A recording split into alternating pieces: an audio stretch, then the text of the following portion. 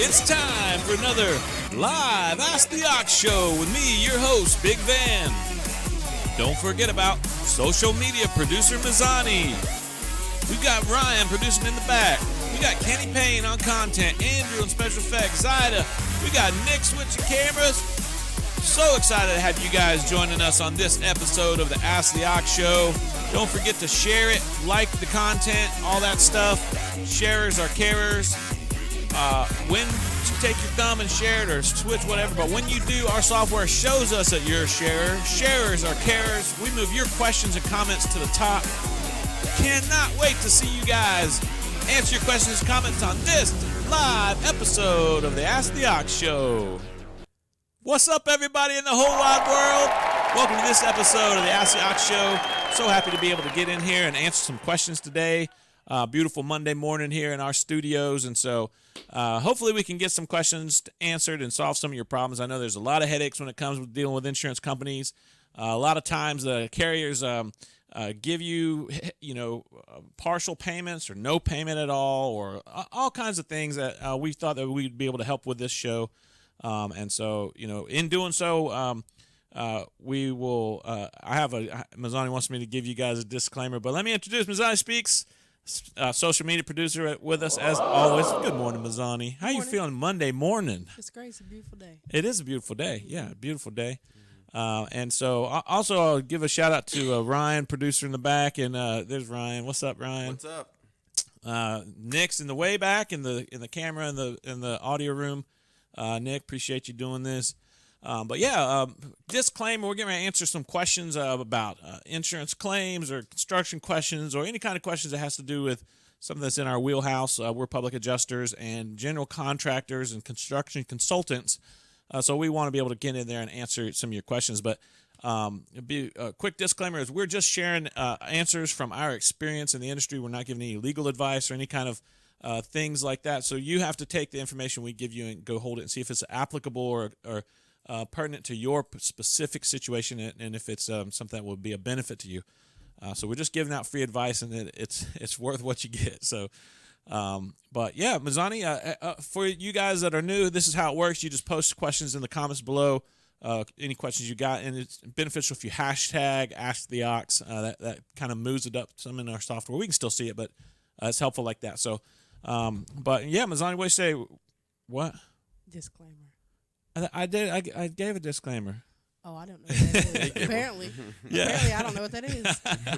Yeah, that's when I was just telling them, look, you have to use your own judgment on this information we're giving you and see if it's going to be helpful for your situation. Mazzani, what do you say we get kicking on our first question? And as we do this, as we answer questions, if it's not something that you're dealing with, put in the questions in the comments below of what you might be dealing with, and hopefully we can get to them. We'll get to as many as we can today. So, yeah, let's get started. Yeah, let's do it. So this first question is, I'm thinking of selling my house. I heard I should file a claim first. Is this true? Oh, yeah, that's a good question. A lot of times, most people don't even know that you can file a claim if you're going to sell your house. My advice is always absolutely file a claim. If you're going to sell your house, even if you don't have no idea you have insurance, have damage, have the insurance company come out and inspect it for a loss before, and this is not like during the closing process, obviously.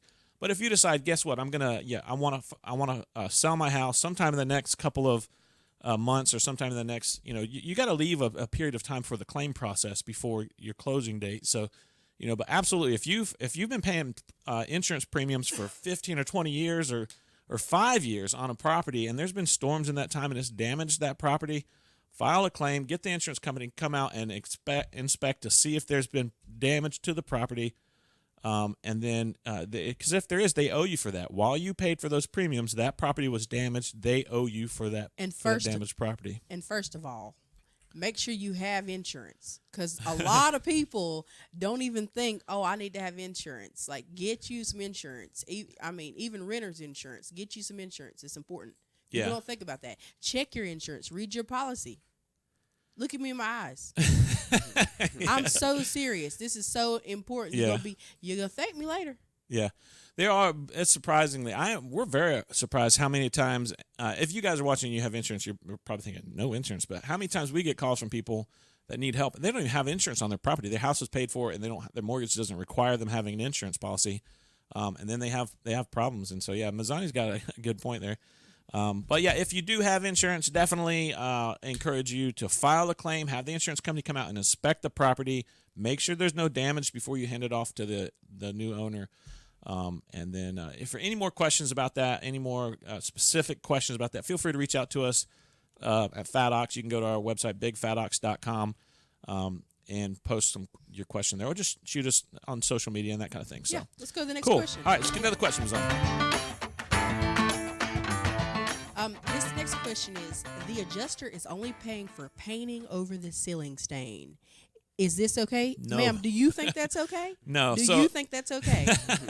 We get this question all the time, and everybody gets mad at me in my studio for constantly doing that. So you just but we get this question all the time. A lot of times you'll have like a roof damage, and the insurance company will pay for the roof, or the bottom line is it leaked through your roof and it came down and it stained your ceiling, and the insurance company will come out and they'll pay to paint over a sealant on that ceiling and then paint the ceiling again.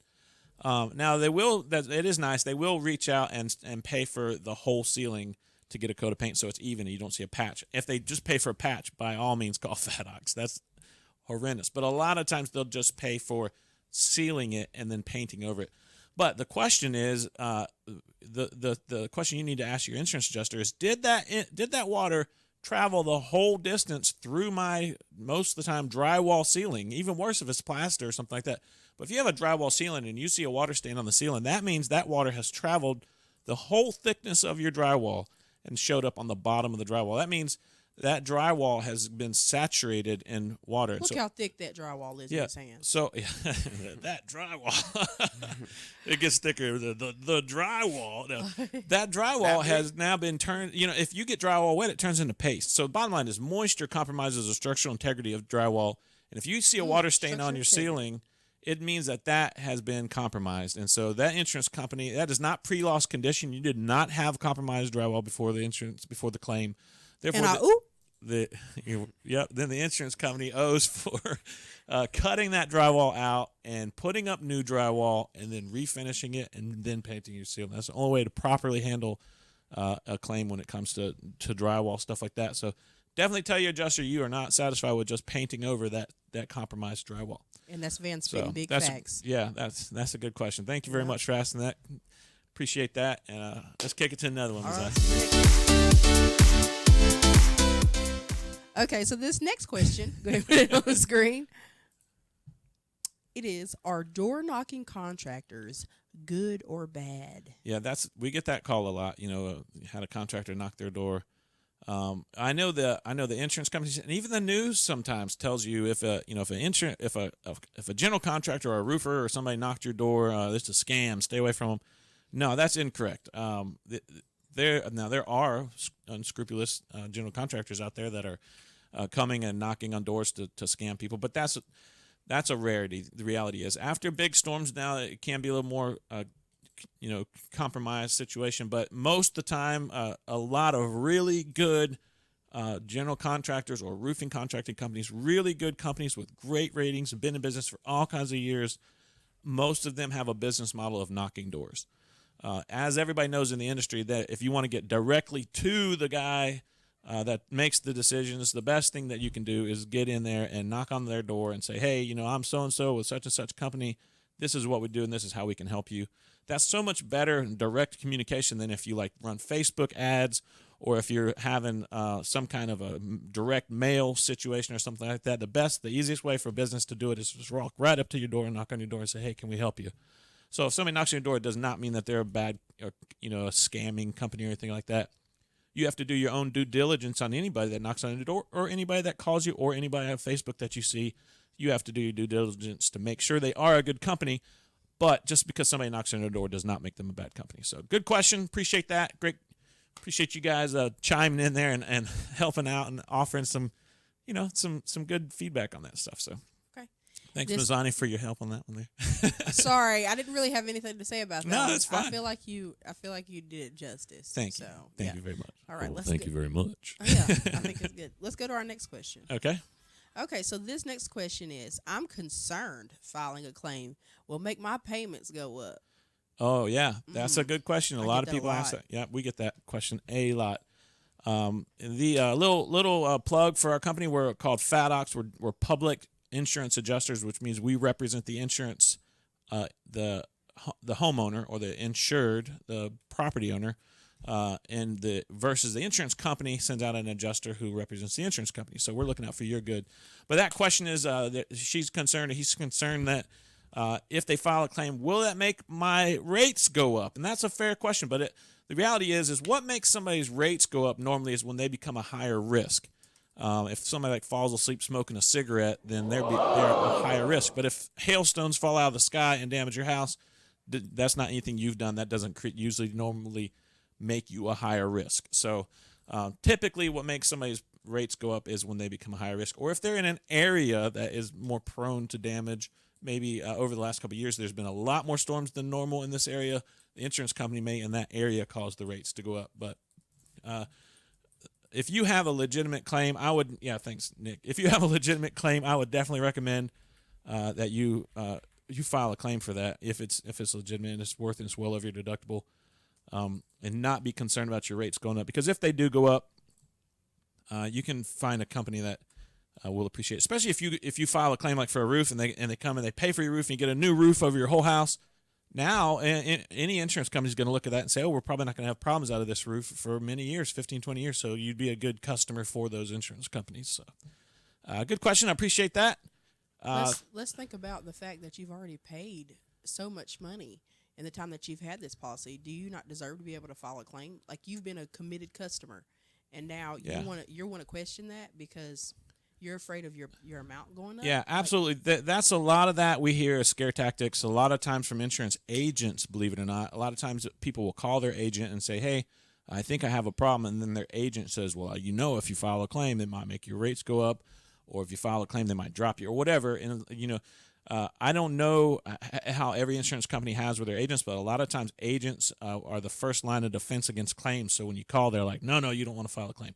And that's not all agents. There's some agents that are great. My agent's a good agent.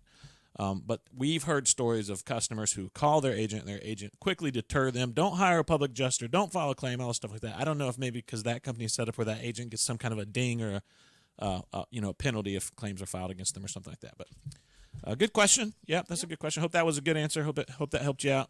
Let's go to the next one. Appreciate that.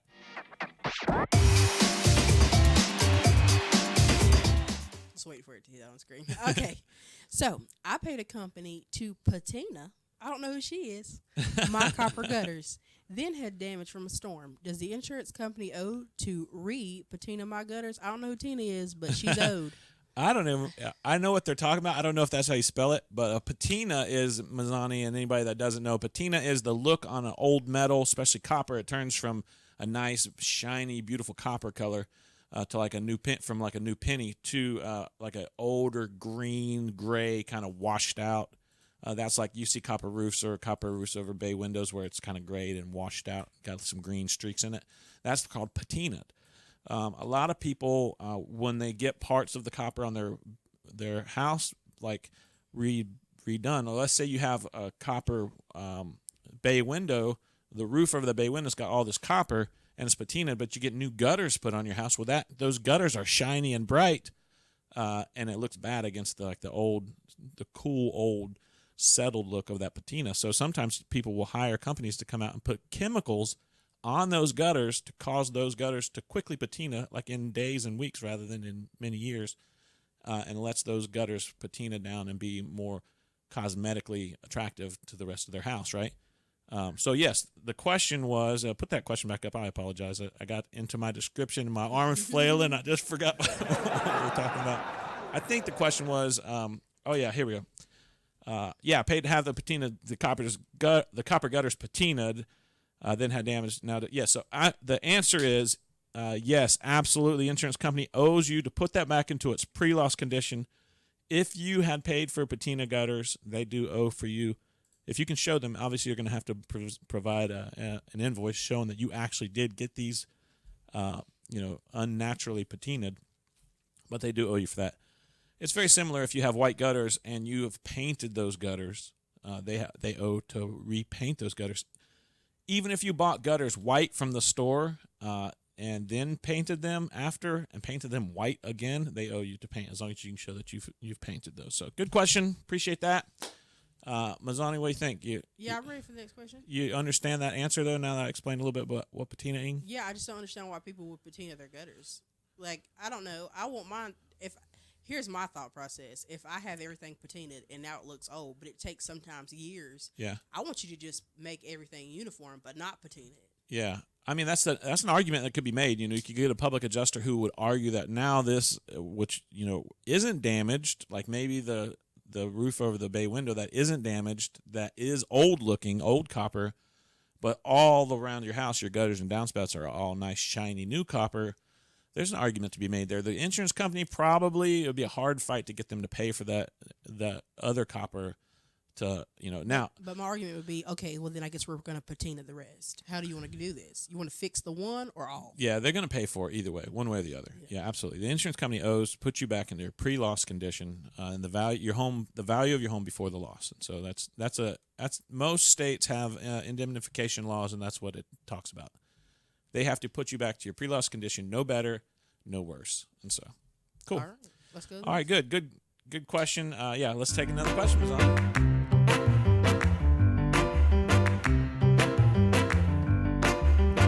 All right, this one is right here, and it says, I have a piece of siding blown off. Is that enough damage to file a claim? A piece of siding blew off your house?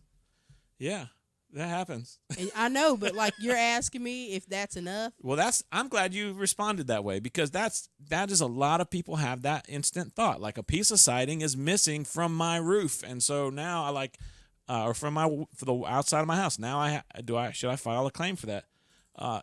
The answer is, it's not an easy yes, because if you have like $1,000 deductible. And it may only cost $200 for a guy to come out and fix that siding, and now you filed a claim, and there may not be any need for a claim. So, the quick answer to that is call a public insurance adjuster. Call an adjuster that will come out, a PA that will come out and look, or they may just answer it over the phone and say, "Is that all the damage you see?" And if so, they'll probably say, "Let's not file a claim for that. Let's wait till we have more damage."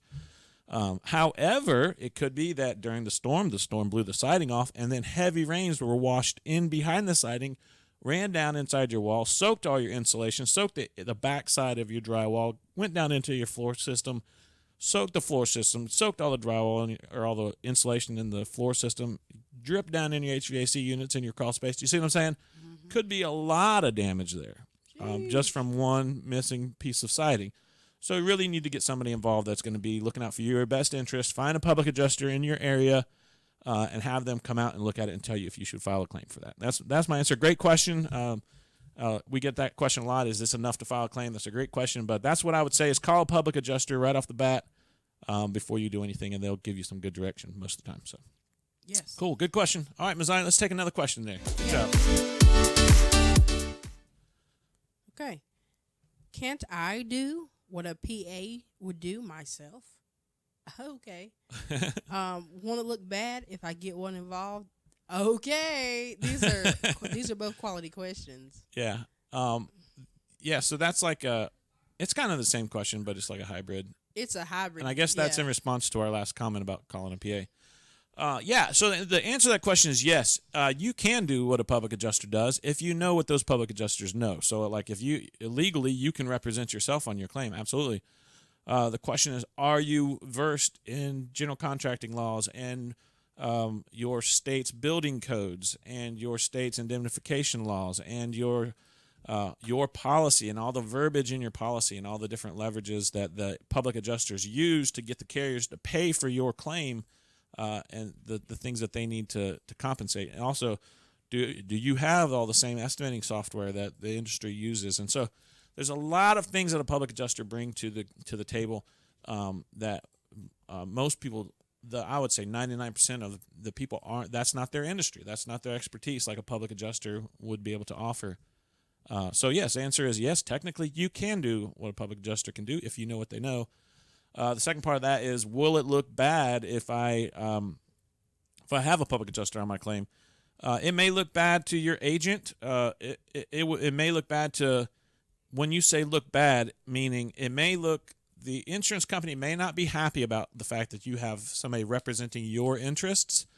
And that's because they have people representing their interests. And frankly, they don't want you having anybody represent your interests because that means they have to pay more money. If the insurance company is offering, like we talked about earlier in the show, if they're offering $10,000 and you get a public adjuster who shows them and proves to them why they owe $20,000, they're not going to be very happy about that. You'll be happy. You'll be super stoked that you have enough money to do the repairs properly, but they will not be happy about that. So if you're asking, will that look bad, meaning will the insurance company be happy about me having a PA? Likely not if it's a good PA. We get referrals. Just the other day, we had a new contractor come in and wanted to start working with us, sending referrals to us. And I asked how they heard about us, and he said that, well, actually, we were referred. Or he said, what did he say? We come highly recommended. We come highly recommended. I said, oh my gosh, well, who recommended you? And he said this certain carrier. I said, an insurance carrier? And he goes, well, adjuster for the carrier. And I said, well, that's pretty good. He goes, well, no, the adjuster said you're the biggest pain in his butt. and I thought, well, I guess that's a pretty good compliment then. Yep. And so, if you have a good public adjuster, the insurance company is likely not going to be very happy because that means they have to pay out a lot more for your claim than they want to pay. So the quick answer to that question is no, not necessarily. As far as can you do what a public adjuster can do, because you probably likely don't have all of the expertise that public adjuster has. And will it look bad? It will. Insurance companies, if you have a good public adjuster, insurance companies will not be happy about it, but you will be very happy about it. So yes, good question. I appreciate it. Thanks for asking. Definitely. I just want to say, though, the rule of thumb that I have in my personal motto when it comes to things like that is if I'm not educated enough in it and I don't know enough, I would prefer to have somebody who knows more than I do represent me. Absolutely. And anytime somebody gives me pushback for a decision I've made, apparently I'm doing something right. Yeah. If I make a decision to get somebody who's knowledgeable to help me, and then they're like, oh, we don't want to talk to them, then it's like, okay, that's who you need to talk to then. Yeah. Just live your life that way. Don't necessarily always ask double questions is my response to any type of thing like that. Yeah, I'm the same way. I do a lot of looking into the details of things and, the nitty-gritty. And the nitty-gritty. And so definitely would encourage you guys, always talk to a public adjuster. If you're going to file a claim, never file a claim without a public adjuster, because the public adjuster works for you. They almost always will get you enough money more than what the carrier was going to offer you to more than justify their fee. It doesn't make sense for you to handle all the headache of having a claim, all the meeting with the adjusters, all the meeting with the contractors, all that stuff like that, when you can get a public adjuster who most public adjusters will do a lot of that stuff for you, and it's all included in their fee. Well, that's all kind of goes into our next question. Oh, we got another one. Yes. Oh, yeah, let's take another question. Let's go take the next question. Pop it on the screen. Cool deal. Okay. I've heard of your show, but don't know what a public adjuster is. Oh, yeah. Well, Can you explain? Yeah, absolutely. Thanks for asking. Definitely can explain. Public adjuster, that's what we are here at FatOx, our website. I'm plugging shameless plugs. www.bigfatox.com. A public adjuster is somebody who works for the property owner, not for the insurance company. So the insurance company, when you have a claim, the insurance company is going to send out their adjuster who's looking out for the insurance company's interest, making sure that not too much money is spent on this claim, making sure that it's covered and that they even have to pay for the claim, and then also determining how much this claim is going to cost. A public adjuster is sent from you. That public adjuster goes out and represents your interests and makes sure that you get enough money to do your repairs properly. Make sure that the insurance company pays you everything that you're owed. Make sure that the insurance company covers this claim. A lot of times insurance companies just outright say, no, this isn't a covered claim. And then a lot of times we at FatOx turn around and say, well, look right here in the policy and look right here in the policy. So you see that it is a covered claim. And the insurance company goes, oh, yeah, I guess it is a covered claim. Sorry. No, they never say sorry, but they but they do say, oh, yeah, it is a covered claim, which is very interesting to me. I've fussed about that in my office several times. Sometimes we'll fight for months to get the insurance company to just pay what they owe. And then when they do, they don't even come back and say, hey, sorry, we missed it. We missed it for the last 4 months or whatever.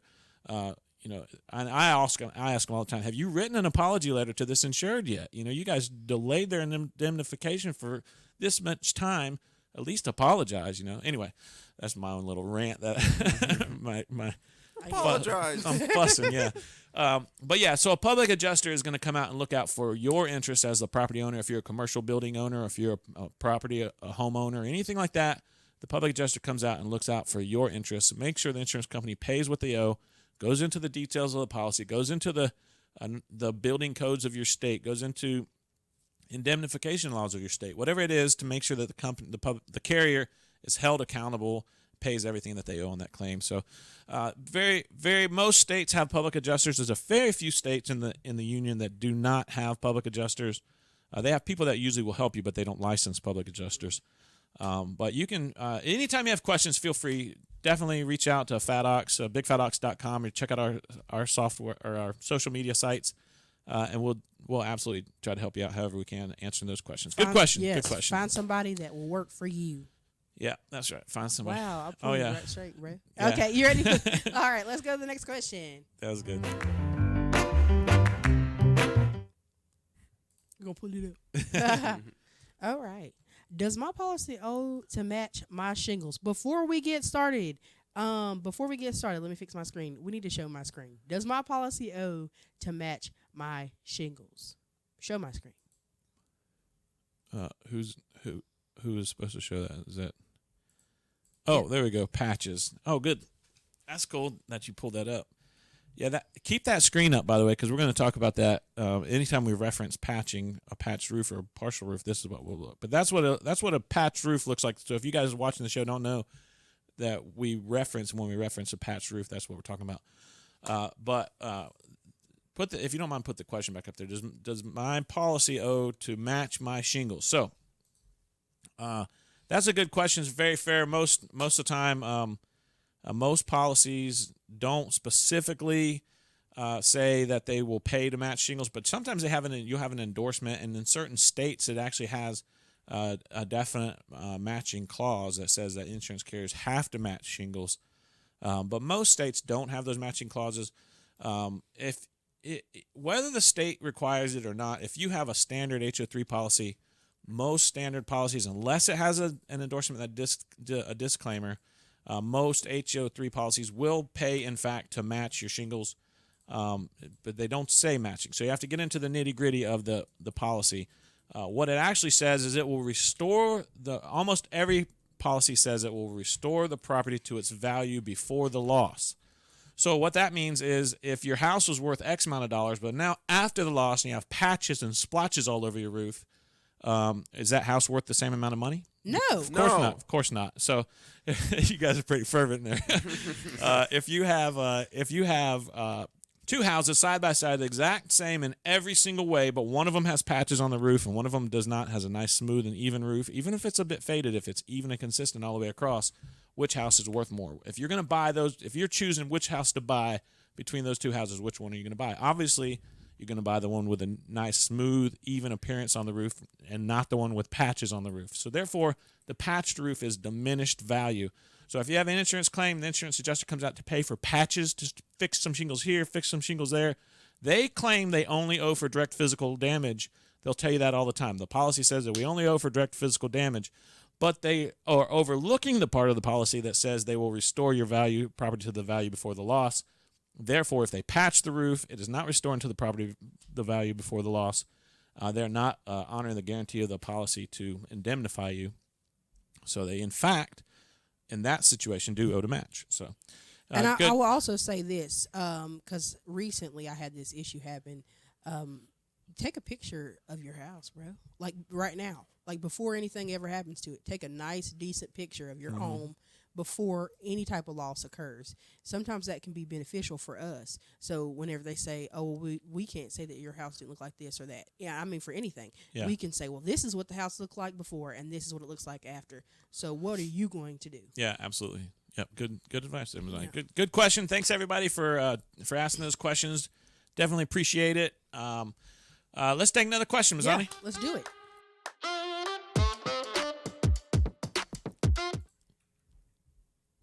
This question states, the adjuster is only paying for the back slope of my house. Can they do that? Oh. We get that question a lot, and this question is similar to what I was saying before in the last question, which is let's address the. Okay, so there's two things, two answers to this. One is the back slope of your house visible from any other angle? So if you walk down a side street, can you see the back slope of your house and a side slope of your house at the same time? If you can see two slopes at the same time, they have to replace all slopes that are visible. It's called line of sight issues. So now sometimes it's not visible. Sometimes that let me finish the first part of this. So if you can see the back slope and a side slope, they have to pay the side slope as well. So then when you get the side slope replaced, if you come around to the front of the house, can you see that side slope? If so, now they also have to replace the front of the house because now, again, line of sight issues. So a lot of times a public adjuster will get in and show the carrier why in these policies that they have to, in the state's indemnification laws, why they have to return that property to its value before the loss. And before the loss, did you have a line of sight issue where you have this new bright, shiny shingles and then old, dull, nasty looking shingles? Of course not. So they have to return it to its value before the loss where all is nice, even, and consistent all the way around the house. Second part of that is if you have to get to the nitty gritty, sometimes they'll say, oh, well, we don't have that portion in the policy. We have, we don't owe because of this or that. Then you can get into, most policies have a portion that talks about damage to a pair or a set. And so it talks about that. It will restore that set to its value before the loss. Are shingles not one shingle a part of a set of shingles? Are they not all the same size, same shape, same color? Yes, they are. So therefore, shingle is part of a set of shingles. The policy does not differentiate what kind of set constitutes a set, does not say shingles does not qualify as part of a set. Therefore, the policy says it will return that set to its condition before the loss, which means that all those shingles were the same before the loss. After the loss, all those shingles have to be the same again.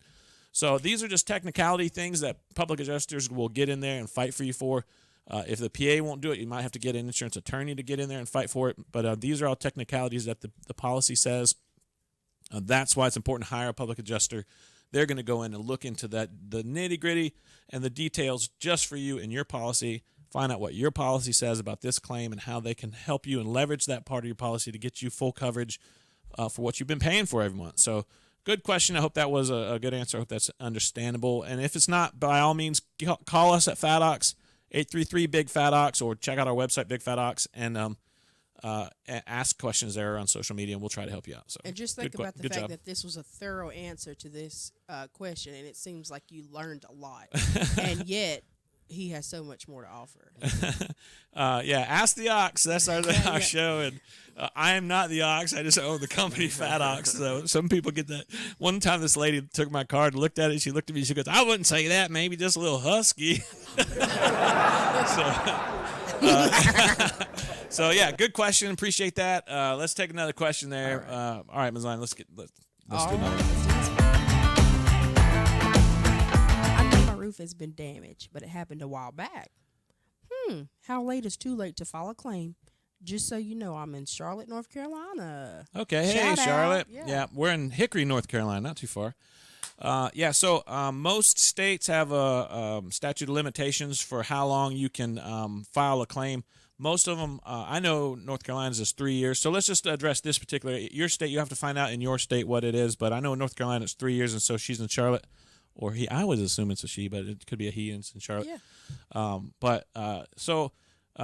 Therefore, you can go back 3 years and make a claim for any damage in the last 3 years. So, as long as you had a policy back that long, if you want to find out how first thing we have to determine is when there was a storm date in the last 3 years. We use a program. It's called Weather Guidance. It's a pretty good program, and matter of fact, Mazzani, let's look at some weather guidance stuff and pull it up and see if in Charlotte where we know, because we've been just out there recently. Pick one. The Charlotte Country Club. Okay. Let's just pull up Charlotte Country Club and use weather guidance and see if we can figure out when the last storm was there. Let's get their address. Again, weatherguidance.com is the program that we use. If it's going to work for us. Is it? You having any luck on that there? Definitely look back about 3 years. Yeah, that would be 2019. Yeah, 2019 is already, holy cow, already 2019. So No, it's not. The cameras aren't switching. Oh yeah, Ryan, you'll have to switch it to her camera, to her computer screen. I'm sorry, everybody. A little slight technical difficulties there, but we're going to pull up weather guidance for you so you can see it. You can see how this program works, and then we're going to look for this specific this person asking this question in Charlotte when the last storms were. I looked up the Charlotte Country Club, and Okay. then I just copy pasted that address right here into the address bar, as you can see. Okay. And then we're going to leave it on Hail Report because you can look up hail or wind here. Okay. And then I changed the beginning date to 2019 to the most recent date, and we're going to generate that report. All right, cool. And also Mazzani, pull up the homepage for weather guidance when you get a chance, so they can see what that website looks like. So Nick, let's see Mazzani's screen there again. Okay, is that the website? That's okay, cool. So that's what it looks like when you get in there. You're going to click on that little thing on the right. It's going to give you an address, or lets you put in the address. There you go, weather guidance. There's the logo up top. Now you guys know what you're looking for when you go check that out. Okay, and then Mazzani, go to Nick. Give me the camera back there for a second. Go to the portion in there where you can put in the address, and then it'll give you a date. It'll show you all the dates for the last 3 years that there were storms on that date, and sometimes it takes a while to think. Yeah, but we've generated it now. We're good to go. All right, Nick, let's see here. There you go. So those are the dates. What do we got? We've got 8/11 and 7/12. Okay. 2021. And this is the Country Club? Mm-hmm. Okay, so at the Country Club in Charlotte, there was a storm in October of last year. That's pretty good. That's a pretty close time. So August. I don't know where. Now, here's the thing. Of course, we don't. I'm just telling you how we use this software for us as public adjusters. We will go in now using that information because we don't know where your specific house is because we don't have your address, obviously. But we'll go in and look at a map, and it'll show us in that region where it hit. And so we got there. Oh, yeah, here we go. So this is the hail swath on the date of August 11th. This is the chicken. Yeah, it looks like a chicken. And in this hail swath, do you see how some of it is lighter colored and some of it is darker? If you notice on the bottom right, it has the legend of the different things. And it'll show you, like in the Plaza Midwood area there, it's got like 1.25 inches, 1.5 inches hail. So this is how you can tell. Now, if you live in that area, you can zoom in all the way down to your house to see if it hailed on your house on that date. So, or if you have a commercial building, you want to know if your building has been compromised or at least got hit during a storm. It's very likely that you could zoom in onto that software. That we use this one because a lot of times we were running into insurance companies who were giving us engineers reports that were used with this software, and so we wanted to use the same software that a lot of engineers use. So would recommend weather guidance.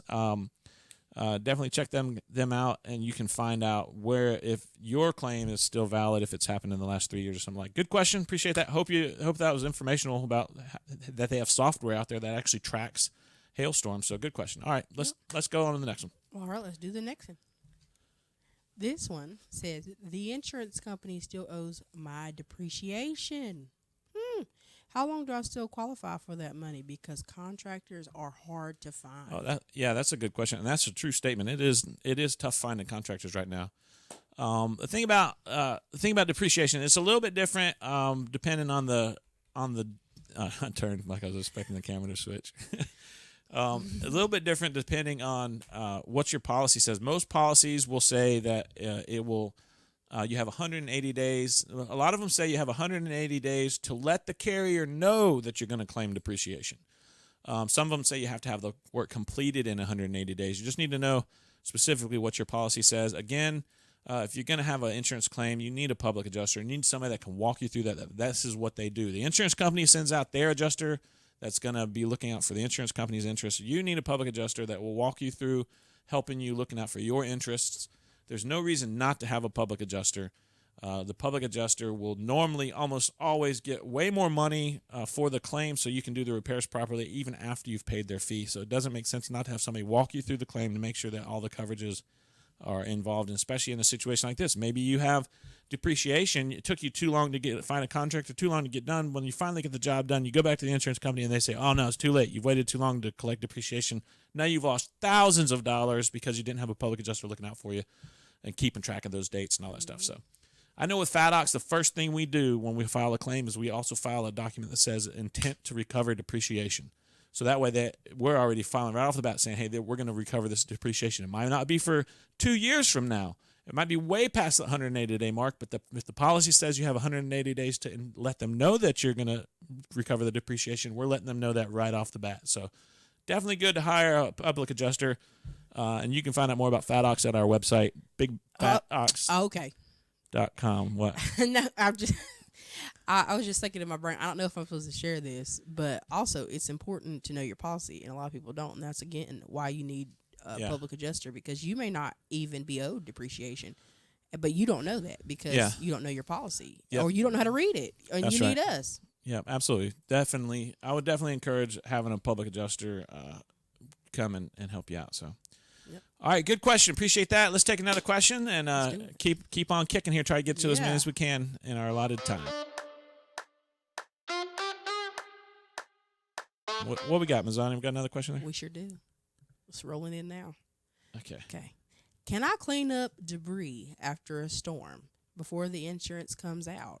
Oh, wow. That is a quality question. I actually have a photo for that. That's a good question. I know a lot of times it'll be a nasty storm, especially with floods. Floods are awful. It comes in and floods everybody's stuff, and they have to start cleaning that out. But if you just have like a regular windstorm and it knocks over trees or knocks over limbs and fills up your yard, the answer is yes. You can clean up. Oh, there's a picture of the tree limb. You can clean up before the insurance comes out. Insurance company comes out, sends their adjuster out, but absolutely take tons of pictures and videos. And if it's broken your roof or your house or your commercial building, definitely take lots of pictures. Whoever cleans it up for you, if you hire a contractor to clean up, make sure they take lots of pictures and overview videos. Nowadays, everybody's got a video camera in their pocket. Just have them take some slow overview videos, zoom in on stuff, show the damage up close. Because sometimes the insurance company will come out, and if they don't have pictures, then they're like, well, it's your word against, it's like, prove to me the damage. We have a claim right now where the insurance adjuster came out. It's a big flat roof, big commercial roof. The wind blew up the end of the commercial roof, flopped it over on top of itself, probably 20 feet back from the end. It's big, gnarly. Well, the property management company sent out a contractor who took razor knives and had to cut these big pieces of built-up roofing and lay them all back down because they were so big you couldn't handle them without cutting them into smaller pieces. So they cut them, laid them all back down, put a tarp over it, obviously because it's leaking. When they put a tarp over it, then they call the insurance company. The insurance company, this is before Fat Ox got involved with that claim, the insurance adjuster comes out, looks at it, takes pictures of everything, never moved the tarp and looked under the tarp, and denied the claim, said it's just normal wear and tear. What? Roof leaking because of normal wear and tear. Are you serious? Yeah, very serious. It's ridiculous. Yeah, it's ridiculous. And so you just don't know what you're dealing with. Always get yourself a public adjuster involved to help you, guide you through this claim. Make sure the insurance company sees the damage and agrees it's covered by the policy, and make sure they pay enough to do the repairs properly. That's what Fat Ox does. That's our focus. And even if you don't use Fat Ox, find a public adjuster. Find a good one, especially in your area, and get somebody out there that's going to be looking out for your interests. But yeah, to answer that question, what was the question specifically? How did it read? Can you clean up the debris after a storm? You can clean up the debris. Just make sure you document it very well. Take good pictures before you start moving stuff around. Okay. All right. Good. Yeah, that was a good quality question. Good question. Appreciate that, everybody. Appreciate you guys watching the show. Let me remind you to share it. Take your thumb and share it if you're watching on your phone or whatever. Share it to your different groups that you're a part of. Whatever social media you're watching this on, just share it real quick. And if you're watching us on YouTube, make sure to subscribe and hit the little notification button so you'll be notified when we drop new videos. Yeah, that's good. Anything you guys do helps us out, obviously, because we want more viewers to be able to answer their questions as well. So obviously, we appreciate everything when it comes to sharing on social media. So thanks very much. All right, cool. Let's go. All right, We let's got go to our time for last question. Okay, last one. Let's All do right. this last one. Okay, cool deal. Yeah, because we got to get out of here, but let's do this last question real quick. Okay. It says, I want to change carriers. Can you recommend a good one? It says this is the last question of the day. We have to get out of here. I want to change carriers. I don't think it's supposed to say that. Our producer that puts the questions in, he was like trying to tell Mazzani, you need to clam up, young lady. She's telling me I need to chime it down. Oh my Let's take that out of the question and put it back. Here we go. Okay, let's reiterate All right, this. cool. Okay, hit there it we back go. to me. Let's go. Yeah, Let's go ahead and do this last question, okay? Okay. We gotta sum it up. This is our last question. Yep. We went way over our time. Everybody Okay. watching, sorry, we went over our time, and our producer's like, shut it down. Okay. I want to change carriers. Can you recommend a good one? Yeah, absolutely. What we would say when it comes to carriers in the area, because every state's a little bit different, but find a carrier that's a regional carrier that's like maybe just your state, or maybe your state and a few other little handful of states that's just in your region. That's what we found is the best mid-size, mid-level insurance company. When you get to the big ones that are big national conglomerates, and they got all these, some of them even have tens of or even hundreds of subsidiaries underneath them that they own all these different insurance companies and all this stuff. When you get into all that, it all becomes just red tape. It's all protocol and company guidelines. Most of those adjusters don't have any authority to read outside of the box the company has written for. So I would recommend, if you look it up, and if you look up a list of top 10 insurance companies in America, the top 5, I wouldn't even consider them, just in my opinion, because there's so much denial. They just did, you're talking millions of claims a year. They have to deny some, so definitely find a mid-level company, something that's like in your state. I know in North Carolina where I'm at, I have a company that's very localized to North Carolina. I think they're in like a group with some other states, but it's just right here. Most of the claims, they send out a guy that's a staff adjuster. They handle claims very well. When I was an independent adjuster years ago, I went to a storm at the coast and represented this insurance company. And then I'm not going to say the name of it because they may do me wrong and I may change. But my experience with dealing with insurance companies and making them pay, I find that mid-level range to be the ones that pay the best. And they have the flexibility to let you come in and show them where in the policy they're wrong, and then therefore they say, oh, wow, we were wrong, and then they can change their mind. Whereas you get to the big state levels, you can show them in the policy where they're wrong, and the people literally will say, I see what you're saying, but my supervisors won't allow me to pay for that. So then you have to go to litigation and all kinds of stuff like that. So definitely I would recommend finding a mid-level. Appreciate that. Appreciate those questions. Thanks, everybody, for asking questions on this episode of Ask the Ox. Look forward to seeing you guys next time. Next time we're live Mondays at 10 a.m. Appreciate you guys asking questions. Don't forget to check us out online, www.bigfatox.com, or call us 833-BIG-FAT-OX. Let us know if we can help you. Just shoot us a message on social media, and we'll try to answer it and help you out. And we'll catch you guys next time on the next live episode of the Ask the Ox Show. God bless you guys. Hey everybody, it's Big Van, and if you'd like to watch our show live, then you must subscribe and follow so it alerts you when we're on the air. Don't forget, if you or someone you know has a property insurance claim, hire your own adjuster by calling FatOx so we can handle the claim for you. We get you more and it costs you less. Be sure to check out the links below for more information and some very cool products, and we can't wait to see you and your questions and comments on the next live Ask the Ox Show.